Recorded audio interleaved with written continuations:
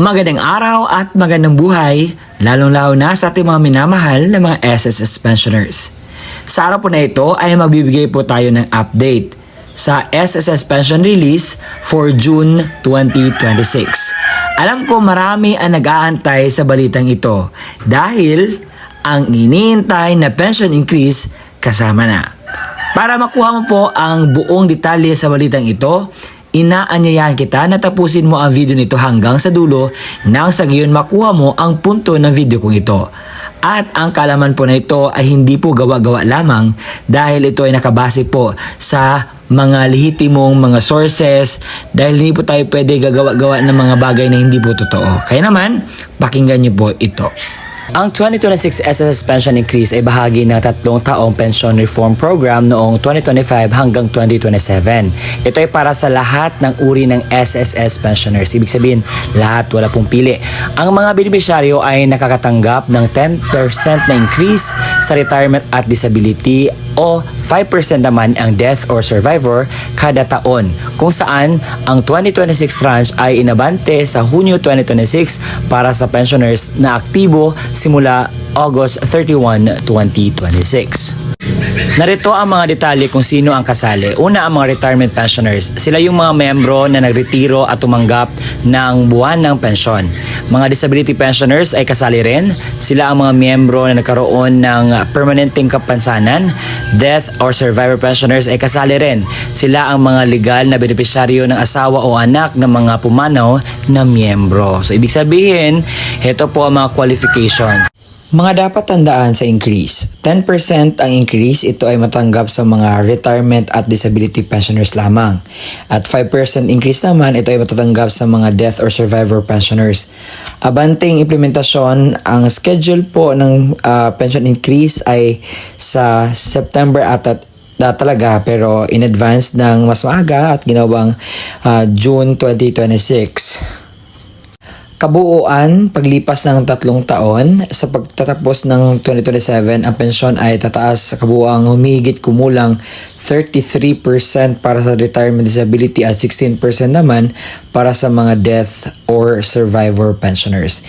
At ito po ang sample na computations po para po meron kayong idea kung paano ba ito mag-work. Nang sa gayon po ay meron kayong basihan kung paano po ninyo i-compare ang pension increase na mangyayari po sa 2026. Tapos na po yung unang increase sa 2025, that was September. And ngayon naman ang second increase which is June 2026. At ito po, paki-pause lamang po ito. So nandyan po ang paano po mangyayari na porsyento, ilan po ang i-increase sa inyo pong lahat. At ito po ay tinatawag na 3-year pension increase reform.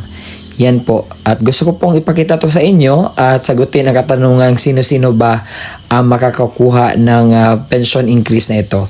Nandyan po ang type of SSS pensioners at meron pong minimum, average, and highest po na pwedeng matatanggap. So meron dyan June 2025, September 2025 at marami pang iba. Ngayon po, pag-uusapan natin ang pension crediting po ito sa circular number 2020-024. Ito po ay para sa ating mga retirement, partial disability, total disability, and death or survivor pensioners. Ito po ay revised schedule sa inyo pong monthly pension kung kailan po mag-credit sa inyo pong mga ATM. So, may tinatawag po tayong date of contingency kung saan dito po malaman natin kung anong batch po tayo, first batch ba or second batch. Kung ang date of contingency mo ay belong sa first to 15th day of the month, so makukuha nyo po ang inyo pong pension sa unang araw ng buwan. Take note of that. Kapag ang date of contingency mo naman ay nasa 16 to last day of the month, so ang inyo pong pension ay makuha sa ika-16 ng buwan or 16th day of the month. Pero meron nakalagay na take note sa ibaba. if the credit date falls on a Saturday, Sunday, or holiday, the pension shall be credited on the last working day before the Saturday, Sunday, or holiday. So, ito po, pinapahiwatig na kapag ang pension date or example, ang pension date natin is 1 at saka 16, kung yan po ay napunta sa holiday, Sunday, or Saturday, hindi po yan siya makikredit. Kung hindi, maa-advance po yan na maihulog sa inyo pong mga ATM. Ito ang kalendaryo ng June 2026. So, ang dalawang crediting schedule, mayroong batch 1 at saka batch 2. So, ang batch 1 ay mag-credit sa unang araw ng buwan.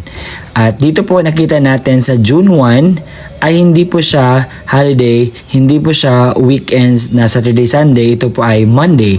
Ibig sabihin sa araw po na iyan ay makukuha po ninyo ang inyo pong pensyon. Ibig sabihin, hindi siya ma-advance. Sa second batch naman, sa batch 2 na may date of contingency na 16 to 31st of the month is Tuesday, ibig sabihin hindi po siya ma-advance. Sasagutin natin itong katanungan, bakit delay ang crediting ng pensyon? May mga bangko po na minsan ang kanilang crediting schedule ay medyo delay. So nakadepende po yan sa bangko. May mga bangko naman na early sila mag-credit po ng inyong pension. So nakadepende po yan. Ang sagot po niyan is nakadepende po ang crediting na gagawin po ng bangko sa inyo pong pension. May dapat gawin ang pensioners sa end of the month para po mapatuloy po ang inyo pong pensyon na hindi po siya maaputol o matanggal po sa inyo. Heto po ang dapat nyo gawin, pakinggan. ACOP or the Annual Confirmation of Pensioners Program. So ano ba itong ACOP?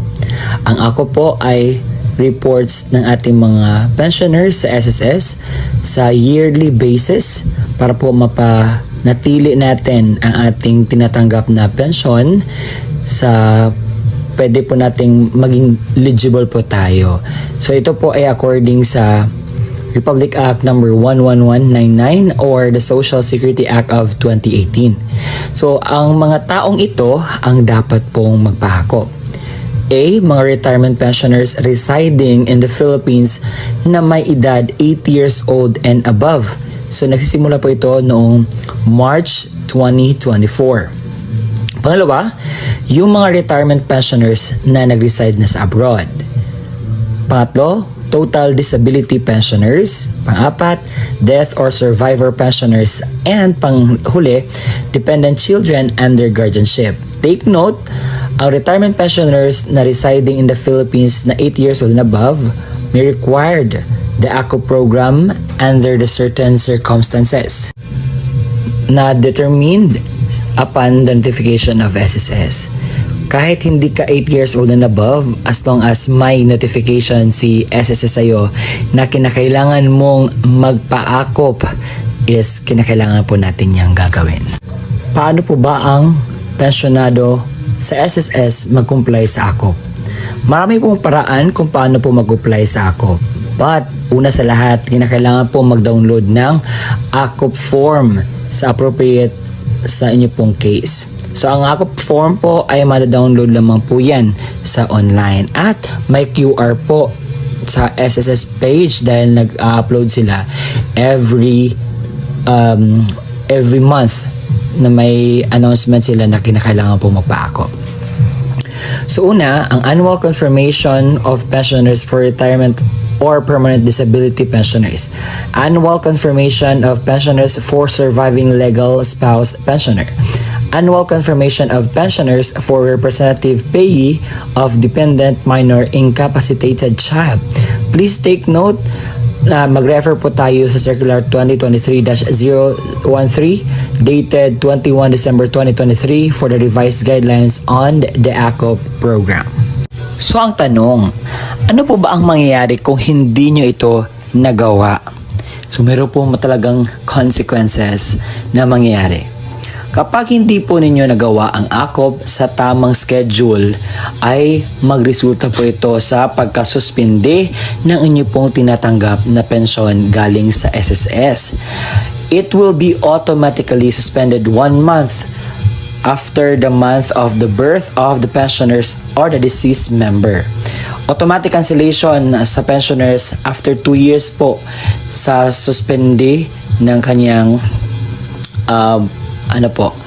pagpa-AKOP. Kinakailangan po talagang magpa-AKOP dahil ang purpose po ng AKOP is inaalam ko ang SSS pensioners is still alive or still eligible to get a pension galing po sa SSS. Dahil naibalita po noong nakaraang Disyembre na marami pong mga patay na ng mga SSS pensioners na nakatanggap pa rin ng pensyon. Kaya naman, ina-update po ang data ng SSS at kinakailangan po nating magpa-AKOP. Yun lamang po mga qualified na magpa-AKOP, okay? Yung mga ninonotify ni SSS at yung mga 8 years old and above. Kung ang pensioner ay nasuspindi na ang kanyang pensyon, paano nga ba po ba dapat gawin para po maibalik ang kanyang pensyon? So, ang dapat pong gawin para maibalik po ang pensyon is kinakailangan pong mag-comply. Resumption of pension shall be within 2 months kapag makomply mo na ang inyo pong pension. What I mean, ang inyo pong AKOP. Kinakailangan ang recalled pension. Yung mga hindi mo natanggap na pension ay kinakailangan po yung maibigay kapag tapos ka na pong mag-comply lahat para sa inyo pong AKOP.